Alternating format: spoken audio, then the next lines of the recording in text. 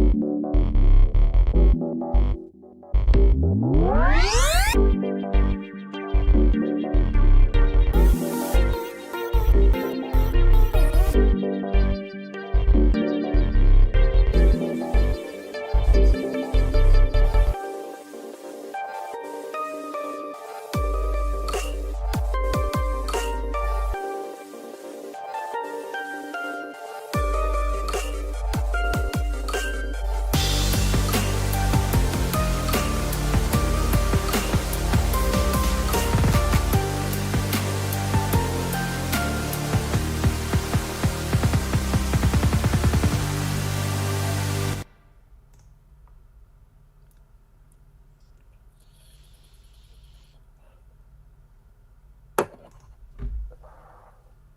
you go.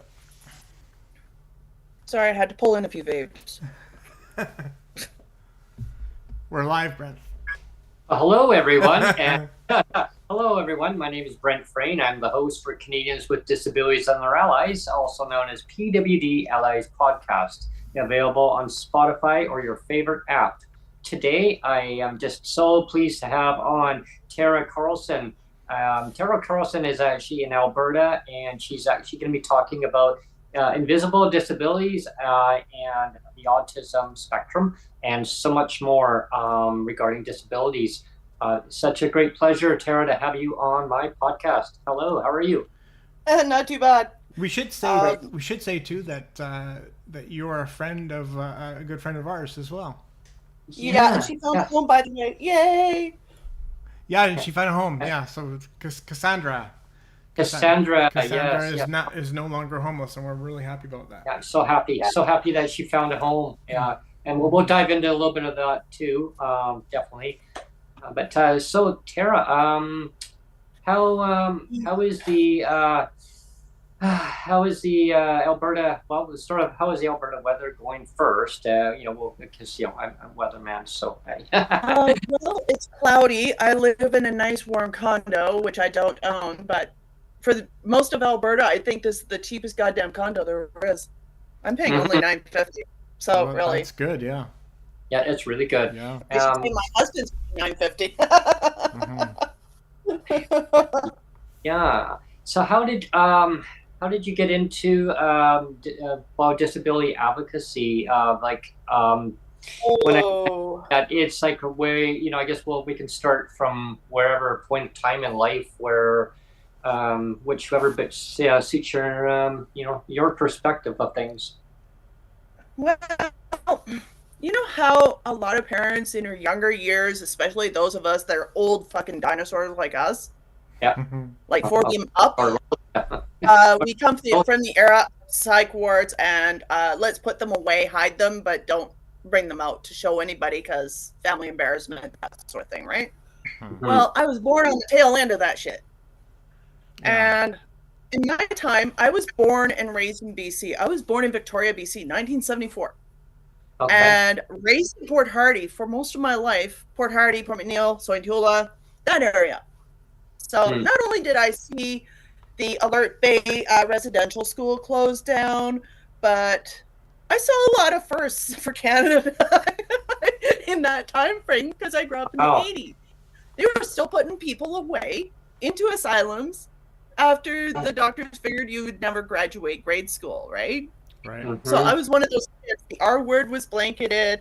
The doctor told your mom that she would never amount to anything, apron strings holder, never leave home, never have a job, never go to school, never get married. What the hell? Yeah. I've been married 3 times. Yeah, that's the same things that I was told, or that my mom was told by doctors too, that your son's never going to amount to anything. Same thing. Yeah, I was told the same thing way back then too. Like, Brent's not going to succeed in anything important in life. Really? Anyway, when I was about 7 years old, my mom, she was a young mom. Like, she had me like when she was barely 16, 17. Okay, she was one of those. I thank my mom for not aborting me, because I made, as much as I made a life a living hell growing up, you know what? Some of that living hell was the best hell of my life. I watched my mom advocate for me and get me sort of what BC offered back in the day, which is segregation in Cole Harbour Disability School. And let's just say I was Albert Einstein to the town idiots, if you can catch the drift here. Oh, yeah. Oh, yes. Yeah. So I knew my ABCs. My mom did everything to make sure that I could talk, walk, tie my shoes, do all the things that normal kids do with a few slight variances, right? Because there's going to be things that I will never be able to do for the rest of my fucking life because I have a social communication disability for which there are going to be many things that I can't do, like read body language or tone of voice, which means being able to develop social cues, which is alien. So this is my biggest problem. I've always had that. And I've read statistics when I was later on diagnosed with autism. Back then it was NOS, not otherwise specified. We know your little girl is going to grow out of this because she's just a hyper little tomboy that is just an emotional little wreck. Well, that emotional little wreck is still a fucking tomboy. Okay? Like the statistics on women and autism and ADHD, I have seen that about 80% of all women, and I fit this category, are tomboys. Okay, either that or they're butch. And excuse me for those that are insulted by the words that I use, but you know what? I grew up in the 80s. If you don't like my language, turn it off. I always say on the show, just wing it, be yourself, because I'm not here to judge anyone. All right, so. Yeah. So we've got the little swear chart. We're used to the swearing already from Dan. So we have the swear jar right here. Yeah. So it's all. I just wanted to say we have Cassandra in chat. So this is exciting. So you have your emotional support in chat there, Tarra, which is nice. Before we launched the show, I was telling you that I titled the episode invisible disabilities, and then you kind of disagreed with that statement, Tarra, and I just want you to explain why some people call ADHD and autism invisible and some people don't. They balk at it. So if you could dive into that. If you can explain the difference or why people disagree with that statement. It depends on the day. Like if I have my social anxiety going off the hill, and I'm also going through menopause, so if you got to know me over time, it would be visible for those that would understand me. They would actually see the ADHD and autism. If I was alone, you don't know me from Adam. Do I look it? No. But my body language is over-exaggerated because of 49 years of being told you have to do things this way, watch people this way so you can be socially accepted. Stop being autistic. You have to act normal because, well, that's the only way to be. Right. Yeah. I didn't go through ABA, but at the same time, my whole entire life, you might as well just throw me in a vat of ABA, because how I developed social anxiety disorders because neurotypical is telling me how to act, how to be, how to dress, how to blah. Yeah. Right? Yeah. You understand where I'm going with this shit show. Yeah. My whole life was like that. Yeah. So I had to pander to neurotypical insecurities because the stupid little neurotypical couldn't actually address his own damn feelings and actually put his damn feelings onto me. The poor little R word that couldn't associate or discern what socialization properly is. Who should really be on the couch, right? Who should really be on the couch? Yeah, and that's why again, you see, I mentioned these pink unicorns, right? They tend to very often because the governments always say that it should be all equal, right? Equality. No, there's no such thing as equal, especially if you're a woman and autistic. Yeah. Exactly. Yeah, that's if you're exactly. over the age of 30, there is nothing these days. Nothing. Zero. Nada.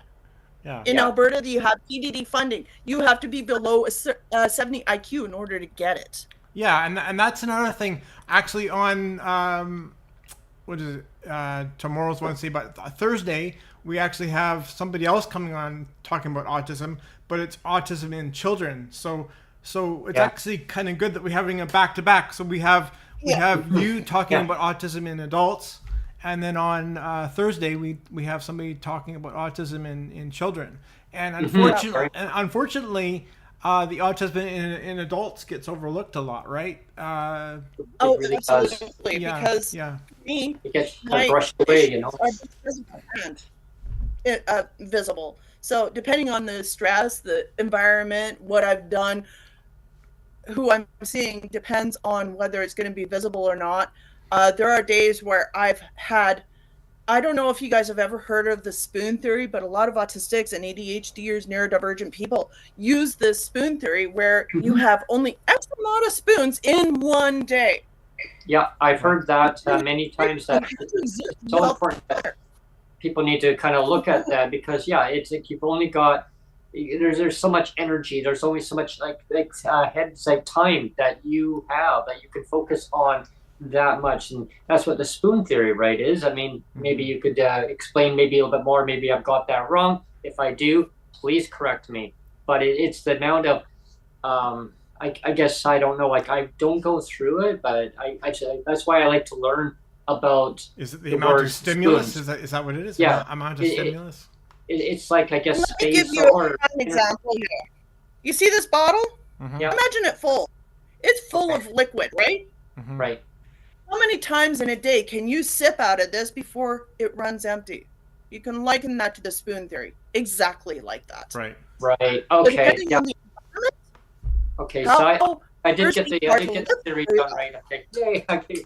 I didn't mess that up. No, because I like to learn from that, from when people explain these things, and that's how advocacy it is. I mean, we network with each other and we learn from each other, and understanding that, like, pink unicorns aren't real. They are not real, right? But the governments around the country think they are real, because they like to bridge disabled people against disabled people. Yeah, and absolutely. And maybe we could dive into that. Just a second. I just wanted to break in because Cassandra actually made a good comment. She says it's only visible when overstimulated or in meltdown mode, and even then, it's only visible if you recognize it. Recognize its neurodiversity. She says, yeah, and only the people that. If you see a kid having a tantrum, is a kid able to express their feelings at younger age?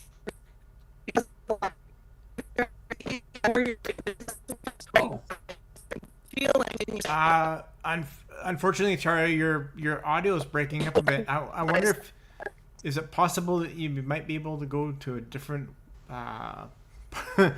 Just slide over in a different part of your room, maybe. I'm just wondering if you got a dead spot in your room, because you just broke up audio there. It was quite bad, actually. I don't know if it's just a temporary thing, but we'll just try to bear with it a little bit. Yeah. The wonders of technology again. Is that better? Yeah, exactly. Yeah, it's good now, so we'll just kind of keep an eye on it. Yeah. We usually just try to wing these things and just kind of go with it. Yeah. So, what was I saying?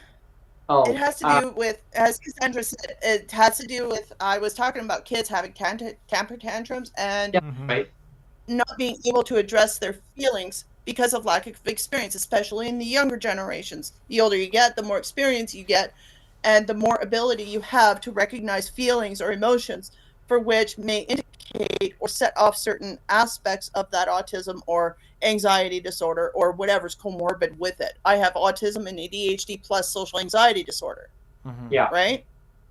Yeah. So when you learn to recognize certain aspects, the more you're able to deal with them and say, I'm sorry, but I'm going to pretend I'm not home today because I am so antisocial. If I deal with Joe Jane jackass over there, I'm going to punch him in the face.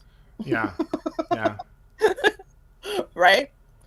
Okay. Yeah, and so it's so important to understand. Basically, for everyone watching this, is to understand what people with autism spectrum or ADHD, what people go through. I mean, it's there's only so much spoons, right? You have, and in one day, like, you said. And so when you get to a point where those spoons are now limited, and now you're down to 1 or 2 spoons, now it's like, okay, like don't go there. It's I'll go there. I'm gonna explode. Yep. Bye-bye. Yep, exactly. Yeah, It's like, and the other thing that I think is important too, and again, I'm not autistic, so I mean you can correct me, but the way I've heard it explained as well is they say that if you try to measure autism and say this person is only a little bit autistic versus a lot autistic, that is wrong to say too. That is wrong to say as well, because there is no a lot and a little. That's exactly all or nothing. It's and that's like, it's like for me, my condition, it's like saying, oh well, you're on this part of the scale versus somebody who has the same condition as you and they're way down here. It's like, well, you know what? It is the same condition. So why grade people based on saying that's like pinning your disability against the same person who has a disability? It's like pinning it against each other. It's like, or it's like saying, you're not that disabled, so you only deserve half of a wheelchair. Which is what the ministry did. Here's one that I've come across. Funny, you don't look autistic, or we all must have a little autism or ADHD. What? Yeah. This is a neurotypical fucking saying that. Like, seriously, you don't say that to an autistic or a neurodivergent person, period, because that's downgrading their feelings and their autonomy. Mm-hmm. Yeah, and as totally. far as I'm concerned, the ableist goddamn bullshit that comes out of a neurotypical's mouth is mind-blowing. Yeah. Mm-hmm. Oh my god. Yeah. You had mentioned earlier that before we launched, we were diving into about the Alberta government in the 1990s. So maybe we could dive into that. Oh yes. Yeah. Oh yes, because Sandra knows my story on this shit. Oh yeah, I think a lot of people find this interesting. Tune into this one. Well, carefully on this one. Oh yeah, this will be great. Oh well, many years ago, I came from BC because BC had SFA. We all know the acronym to SFA, do we not? Sweet oh. Yeah, right. Go for it. Go for it. It's all good. We just wing things here. Okay, well, BC had sweet fuck all. Okay, literally. Yeah. There we go. I came to Alberta. I was barely 23. I was not diagnosed, but I knew Alberta was advanced for its time in that era. But unfortunately, what they had was because of the asylums getting closed. There was my first. I saw the last one closed down in Alberta in the 90s when I moved here. Okay. Mm-hmm. Basically, they started taking people from those asylums and putting them into group homes, or if they're, I hate using these terms, higher functioning, for lack of better words. If there's neurotypicals watching, it's for you that I use those words, not for the disabled people of Alberta. Basically, people that have a little bit more ability than, say, Joe Schmuck in a group home, that are able to work or might have the ability to live on their own, this sort of thing. And these programs that they had were geared towards the person's need. In other words, if you had autism, you had a disability skills coach, versus what you have today, the heart and HCA in a heartbeat, because a disability skills coach, you have to pay almost the same as a counselor or a psychologist. Oh my gosh. Straight out of pocket. Mm-hmm. Yeah. So bear with me here. These programs had them in-house. PDD supported this. How I know is that I had PDD since the get-go, because they tested me for under 62 IQ. It's the only way to get PDD. Mm-hmm. Well, when Klein came in, he decided, I'm going to change this, go after health, this. Soon enough, the lack of funding that was being funneled into those programs, they had to scale back, shut their doors, or whatever else. Mm-hmm. Now, they only have a one-size-fits-all box that barely fits my left tit. Okay? Yeah. To put it mildly. So, I might have the diagnosed issues of, say, what looks like to be schizophrenia. but it's not schizophrenia, but it looks like autism. Yeah, it's autism, but it has this quality, so you might fit in. Mm-hmm. My gosh. So now you get downgraded, humiliated in order to fit in and placate the what the company that supposedly helps you is placating to, and usually it's those that need more care and more help than I will ever need in a lifetime, unless if genetics takes effect and dementia and then I'll need someone to wipe my butt. Ain't gonna happen. Yeah, one size fits all. Basically, that went downhill in a landslide because I remember when the tribunes back in the 90s came to Lethbridge and I let Klein and his little stupid tribune have it, and I said and belted out what everybody was thinking but too shit scared to say because, well, Tarra has a big mouth and about as much filter as a sieve. I just let it rip because I was 23 and I was pissed. So my fight with the government here started then. Yeah. But I watched my mom advocate when I was a kid, even though that she thought I never paid attention. I used the same tactics my mom did towards social service and child services because they nearly took me away from my mom. Yeah. Just because one mommy, neurotypical mommy of a neurotypical baby, decided they saw a bruise until the social worker actually followed me around one day. I was falling off of rocks, fences, and whatever else. I have about as much grace as an elephant in a glass shop.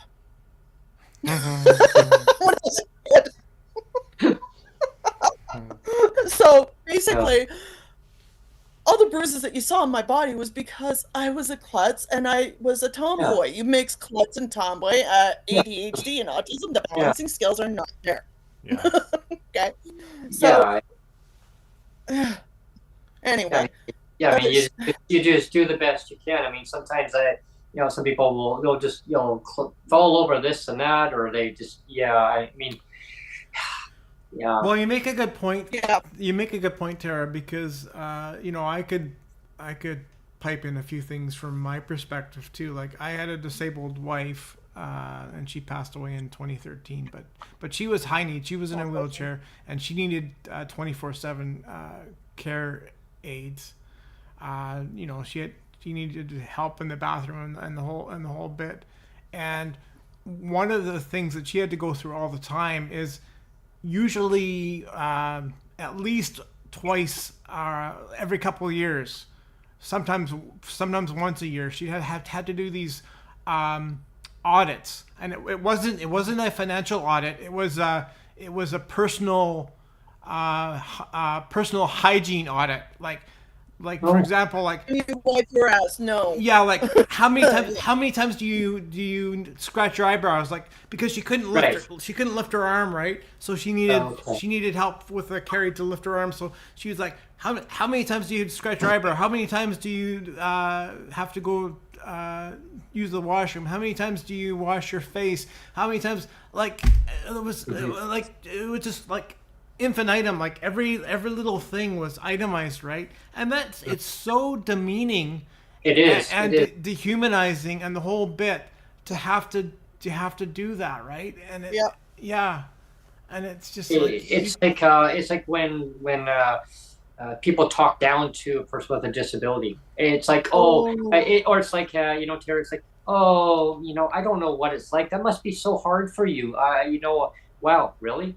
I don't know what's hard. That's who it is, who I am. And like I said before too, like when we had my son, the ministry let us know that actually both ministries let us know, the Ministry of Families and the Ministry of Social Development both let us know that they said, well, because you have a disability, Neil, and your wife has a disability, you're considered high risk parents. And it's like they were just so blunt about it too, right? They were like, "Wow, you're high risk parents." I'm like, "Holy shit! You actually said that. It came out of your mouth." It's like, Yeah, wow. talk about gaslighting. The Yeah, situation. really, seriously. I've Yeah. actually seen studies on that social service clear across Canada, it doesn't matter where you're at, are more likely, statistically saying, to take their kids away from parents that are disabled over that of those that are neurotypical, and even less of a chance to get their children back than that of an abusive alcoholic father or parent that is neurotypical. Yeah. So you tell me. Just crazy to me. Yeah. You know what the ministry used to say to my mom? The ministry would say, well, maybe you might want to think about maybe that Brent needs to maybe find somewhere else to go. If you're finding it economically challenging looking after a person with a disability, maybe you probably should not have had Brent. Just, I didn't. I adopted him when he was just a little child. Yeah.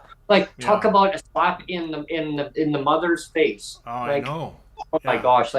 I heard about that later, and I mean, the government can say we don't support eugenics, but then they say stuff, they say shit like that, and it's like, well, your son would be better off if he was just dead, So I mean, how can they say, we're gonna support people with disabilities, and yet in the same breath they gaslight and say stuff and say shit like, well, maybe it'd be better if you weren't even born.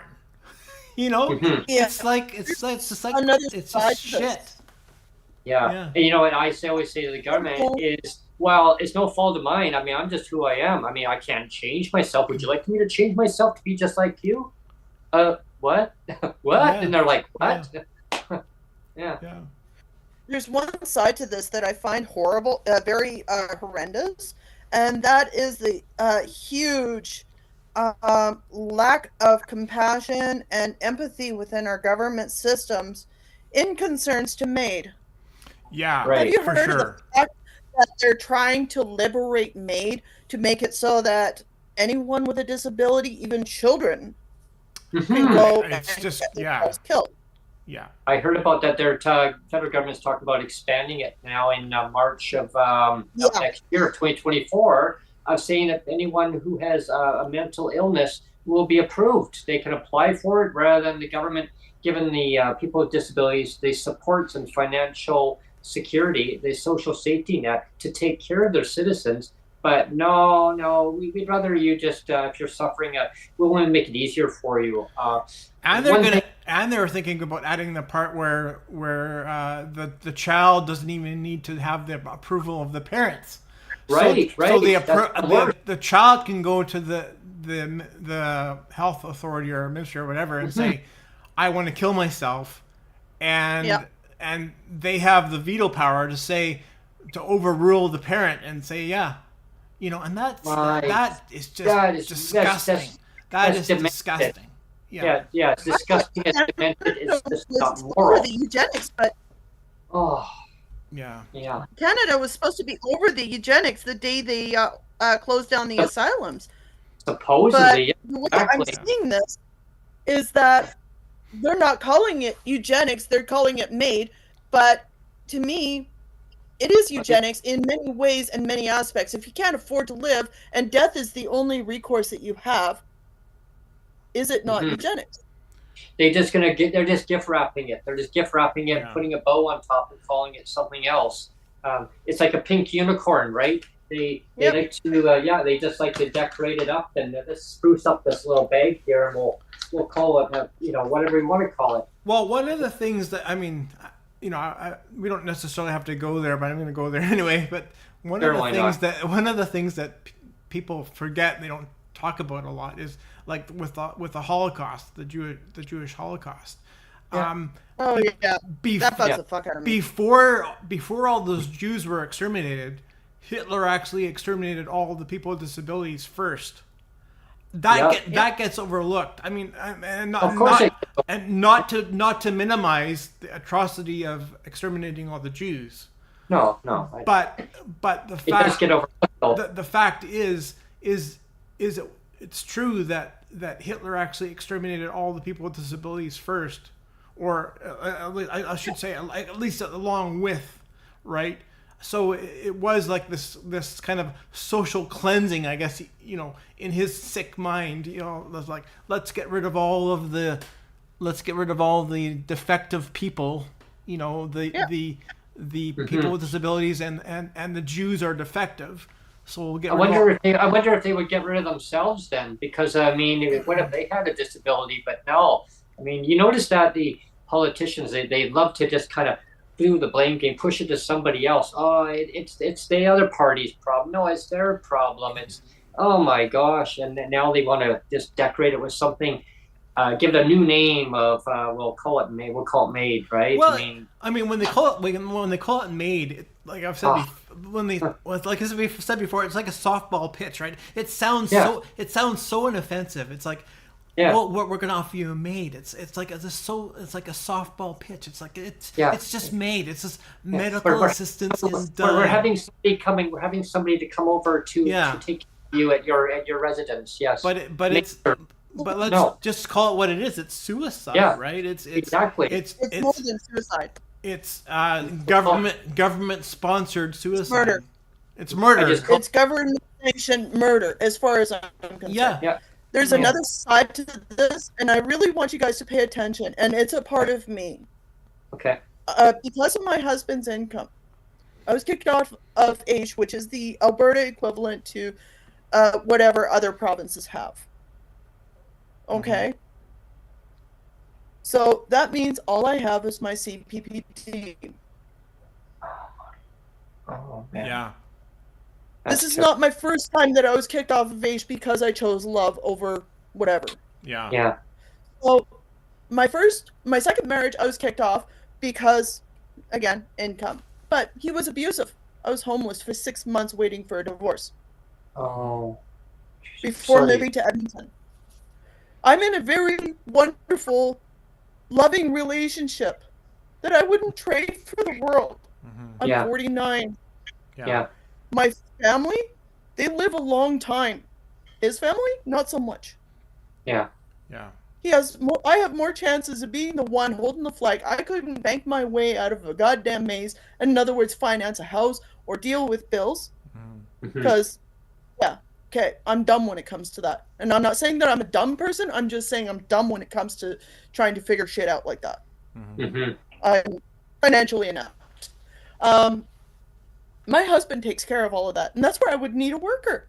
And Cassandra will attest to this, okay? Yeah. Now, put this into perspective. I'm married. I have a lot of support that say there's supports out there. Most of my friends have disabilities to one degree or another. Some are younger than me by a few years. Some are older than me by a few years. But essentially, all I have is my husband, because most of my family are aging or very old or very sick themselves. Right. I'm not going to go to my brother with MS to ask him to help me how to figure out how to get said services that I might need if my husband should get sick. Yeah. Right. I would rather have someone that is a paid worker, but I also don't want to put my husband in a home because I know the care behind that, because I used to work in them 20 years ago. What was it going on back then happened that was coming out of COVID about seniors. It's happening. So let's just put that on the back burner. Now, I'm 49. Most of my family is old or getting older. Yeah. Who's going to be gone? Who's going to be that left for me to depend on in things that are most difficult for me to remain independent, but holding the flag so that I can take care and support my husband in the way if he should need it? Yeah. How do I navigate systems that I don't understand because it's not written in a way that I can, or tell me the A's and B's and C's without assistance? Yeah. That's why autonomy is so huge. It is. And really. I am terrified. Yeah, I am terrified Yeah. because of that. Yeah. I lose my husband. I lose everything. I lose everything. Yeah. He is financial support. He's emotional support. He is everything to me. I lose that. I lose everything. That's why it's so important that the system, it needs to be have a complete overhaul. Autonomy. People should be respected if they have a relationship. And it should not be clawed off them. They shouldn't be punished for having a relationship, somebody who they love in their life. But the government says, oh no, you can't have that. No, we need to. You're allowed to have it, but you have to read the fine line. It's extremely ableist to say. Yeah. It's extremely ableist to say, you don't deserve love. You don't deserve to have the support of a loved one. Yeah. You can have, but we're gonna claw this off you. Sorry, you're SOL. And we may support you, and we may not. Like, it's a total crapshoot. Good luck with that. But we know you don't deserve love. We know you don't deserve the support of a spouse or a loved one. You're SOL with that. Sorry. Oh yeah, totally. Yeah. So now you guys know the reality of marriage, getting older. Yeah. I've been a caregiver for 30 years. Okay. This is not my first rodeo at talking about this to people, but I'm not going to stop talking about it because.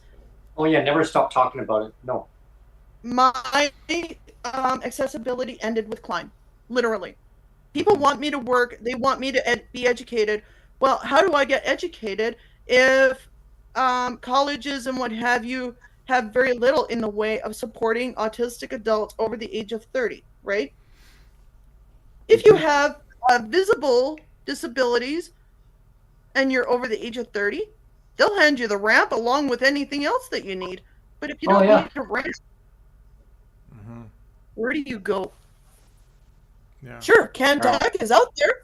In maybe 5 years, they might open up their doors to older generations so that they can get an education. But for now, it just bugs me that a lot of the idea of disability for people in government and other people as well. But when you think about disability, people think of accessibility and ramps and things like that. It's like, let's build a ramp.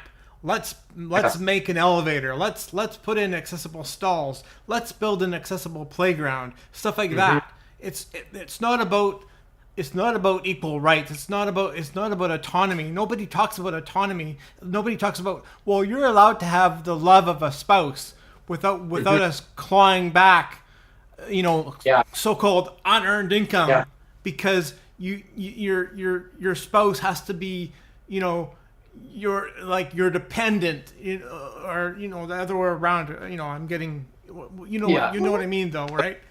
And totally. It's just stupid, that it is. Any clawbacks of any kind, they don't need to exist in Canada. I don't care what the freaking clawback is; it doesn't need to exist. Want to hear another fun one? Want to hear another fun one? Yes. You get I love. Guess what? They take dollar for dollar here in Alberta on CPPD. What? Or if you're Irish. Yeah. Then on top of that, the back pay if you're new on CPPD. They do the same thing here. They do the same thing here. Yeah. Oh my gosh! Yeah. Come on, Premier, wake up! Yeah. What the hell are you doing? Clawing things off like that. Oh, want to hear another fun one that I found out a few weeks ago? Did you know that Alberta is going through another? Let's have a referendum on the CPP so that Alberta can become like Quebec and have its own, and take those that are on CPP or CPPD, because both fly under the same banner. If APP goes through, Alberta Pension Plan, guess what? People like me get ousted off of CPP. Yeah. Oh my gosh, that's even worse. That's their only income. Oh. And according to the tribunals, it's not discrimination. The clawbacks aren't discrimination because if you equally distribute the discrimination, it no longer exists. It's because it's equal. It's equal again because equal discrimination means that discrimination never existed. Yeah, in the eyes of government, in the eyes of our Human Rights Tribunal. I explained that to someone just actually last night. Yeah. Why? One of my guests that I actually have over here, Sonia's mom. Yeah. Yeah. I talk about what Like, seriously, she didn't know. She did not know. A lot of people don't know. I mean, even government myself, like 10 years ago or so, I had no idea. Because because you think to yourself, like, of course the government's not going to be that perverse. Yeah, they are. But like, I was naive. Like, I'm thinking to myself, like, a government's not going to be that perverse to like claw back money from a widower or a widower or like from an orphan. Governments aren't that sick and perverted, are they? No, but apparently they are. They are. But yeah, I remember way back when I got onto disability, my doctor said to me, like, don't worry, like they're not going to be clawing anything off, like it's a pension. I go, what? He goes, as far as I know, which he was actually wrong, because I guess he thought it was still a pension, but he didn't know they had changed that. Yeah. So I said, oh, and he goes, it's going to protect you in case something happens that you're no longer able to do the kind of work that you're able to do, Brent. So this is there. It's a safety net for you. Boy, was he fooled and was I fooled. Yeah. Well, but now they even claw back, all these protected pensions. They've been clawing them back for 30 years now. And it's like, they love clawing things back. Yeah, and they don't respect the definition of a pension. It's a protected income. It's like, well, it doesn't matter. Like we were saying before, the definitions of things don't matter. The sky is green and the grass is blue, right? We can just pervert whatever we want, and it doesn't matter. But people hearing this part, though, they're going to say, really? No, they're going to say, no, Neo, no, Brent, the sky is not green. Yeah, it's purple. But the government and the government and our BC human rights tribunals say, and other human rights tribunals say that we'll just pervert it first. We'll pervert the thing first, and then after we pervert it, we'll say, well, the discrimination no longer applies now because we've already perverted it. Right? You see how stupid that logic is? Now that we've perverted something, we can no longer properly say that it's discrimination because it's already been perverted. Neil, there was something I read earlier today. Just to quickly add on about the tribunal, there was something I read today. Maybe you could share that with Tarra and our audience. I think I sent it over to you. If you have it handy, it was from the tribunal. It was about clawbacks. Yeah, it was about Yes. It really got me mad. It really got me really pissed off. Here in BC, they had they had some people that applied for the CERB, right? That's what it was, right? They applied for the CERB, and the government's been trying to get that back. People with disabilities that applied for the CERB, because apparently, if you had a disability, blood from a stone. Yeah, because if you had a disability, you weren't supposed to apply for the CERB, and some people did, and now the government's trying to get it back, and thankfully the Human Rights Tribunal is saying, well, maybe that's discriminatory, so they're actually doing something right for a change, where they're saying their antennas are going up. Their antennas are going up and saying, well, maybe that's discrimination, which is great. So, I love to see that, because my whole thing, like I said before, is I want to see truth in government. I want to see our human rights tribunals act in truth and reality. You can't say something is discriminatory or not discriminatory if you're just going to throw out the all important truth, right? If you're gonna throw out the all important truth, like the truth doesn't matter, then don't make a judgment on what is discriminatory and what's not, because it's pointless. It's pointless. Yeah, and with that article, it basically said there was the government admits that there was a communication breakdown. So they admit, like, they screwed up. Again. Okay, so if you're going to communicate, you need to now communicate with the citizens and saying, this is what we're going to do, regardless if it's a good policy or bad policy. You need to communicate so that people now can say, is this going to work for me or is that going to work for me?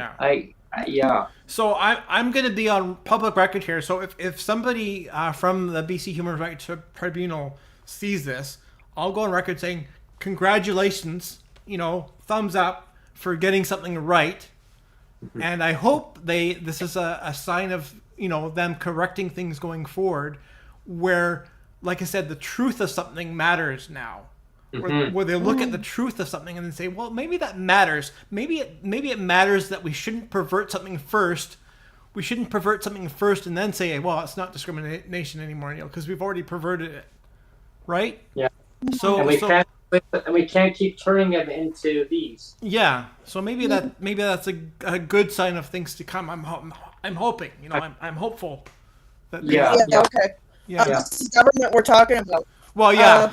The one thing I've seen over the years is that a lot of governments, though they try to listen and imagine, the fact remains is that I don't care if this is going out to left field or not.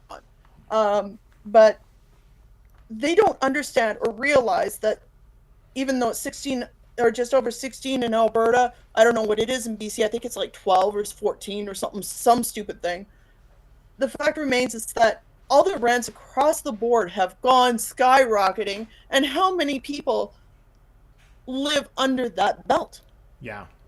Okay. Yeah. Yeah. Average rent in Calgary is well over $2,000 for a single condo bedroom. One bedroom.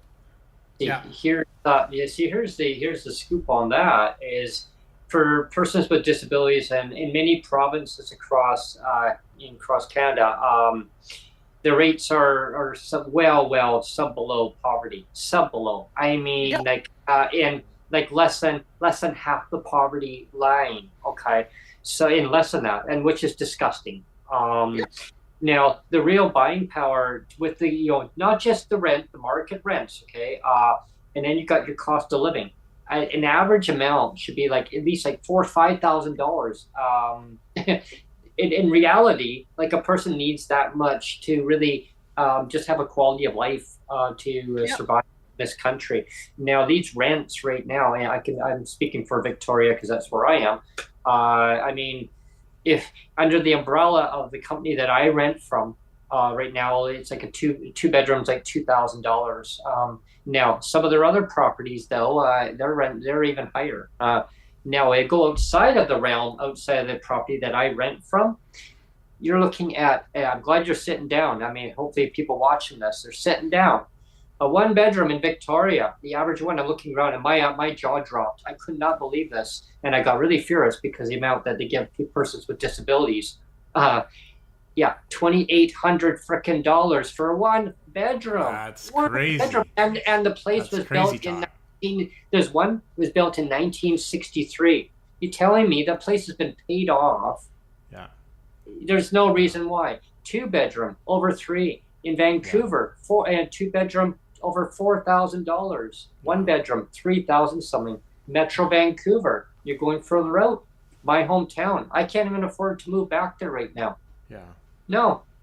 I mean, you're looking over 2,000, Tarra. My gosh, yeah, it's like same thing as in Calgary. It's people with disabilities need to be respected and given the autonomy and the dignity to live in where they want to live in this country. No more of this no more of this bullshit of, oh, you need to have a month pass to leave the province. Can I pretty please go? And I used to tell the story all the time. Brent, you need to go? Just go. Just go. You need to go somewhere? Go. Don't need to have permission.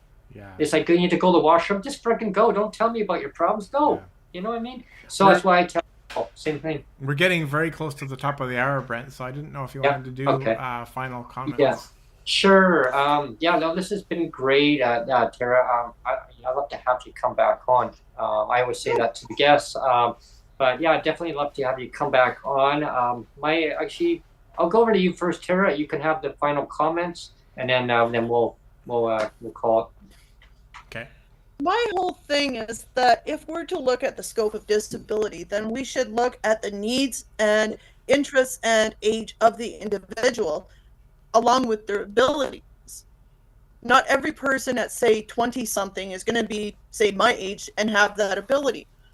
Yeah, I have the energy of a 16-year-old, but that's my brain, because my ADHD affects my brain, not my body.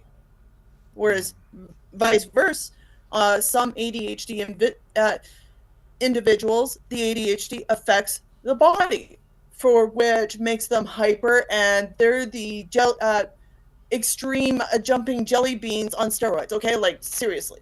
Yeah. I'm not that. I'm the motor mouth. So we have to look at these dynamics, and we also should invest into those dynamics. So if a person loves to talk and they like being social, give them a job that actually allows them to use their brain, their ability, and the gift of gab. Instead of, oh, you have grade 12? Why don't you go flip McDonald's burgers for the education you got for, what, $15 an hour? Right. Seriously? Really? Yeah. Hey, the person probably has a BA and a BS. I graduated BS school, okay? Yeah. Yeah. But that can also be said for, say, someone in a wheelchair. If they have their computer tech, give them a job. Yes, that is computer tech course and ability, but don't expect them to get them under a desk. Shut up, Alexa. And do what an average person is able to do, but give them the ability. Shut up, Alexa.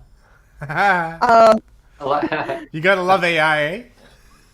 I'd like to AI them out the window. Anyway, I would like to see companies and our government to look at the whole dynamic, because like autism, everything comes in a spectrum. I don't care if you have epilepsy or Down syndrome. How it affects one isn't going to be the same. Downs can actually be a very invisible disability, much like autism. I've seen and had friends with Down syndrome that look like you or me, where you look at them and, nope, you don't have a disability, but yet I see. they have that extra chromosome. Yeah. Yeah. You see where I'm going with this shit show. Yeah. Exactly. So we got to look at the dynamics. If we're going to support people, we got to support them at where they're at, not what people think that a person should be. And they should stop with these, what companies that support people with disabilities do.